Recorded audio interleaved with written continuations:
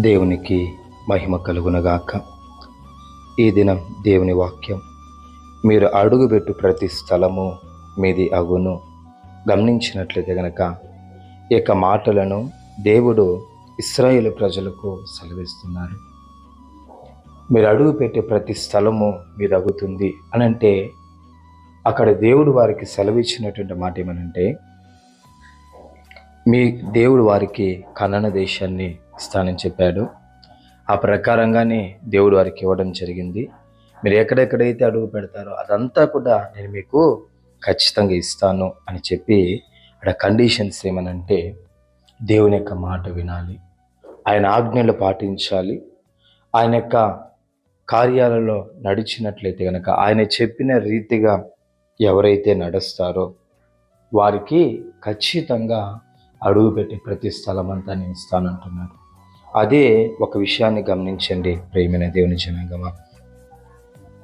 దేవుడు వాగ్దానం చేశాడు, ఆ యొక్క ఐగుప్తు దేశంలో నుంచి ఇశ్రాయేలు ప్రజలను బయటికి తీసుకొని వచ్చి ఆ యొక్క కనాను దేశానికి వెళ్ళే క్రమంలో ఎంతోమంది, కొన్ని లక్షల మంది చనిపోయారు. ఆ తరం వారందరిలో ఒక యెహోషువ, కాలేబు వారు తప్ప ఇంకెవరూ కూడా కనాను దేశం చేరలేదనేసి లేఖనం స్పష్టంగా సెలవిస్తూ ఉంది.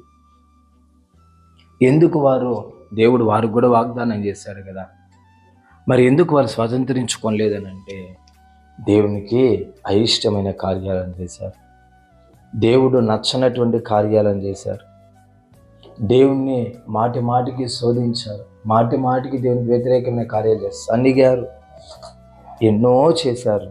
అందుకని దేవుడు వారితో చెప్పాడు, మీకు నేను చెప్పిన మాటను ప్రకారముగా మీ దేశంలో, ఆ యొక్క కనాను దేశంలో మిమ్మల్ని నేను చేర్చననేసాడు.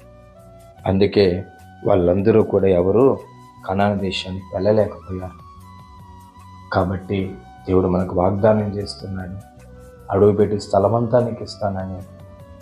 దానికి మనం యోగ్యంగాను దేవుని యొక్క మాటకు కట్టుబడి మనం జీవించినట్లయితే ఆ ప్రకారంగా మనకు జరుగుతుంది.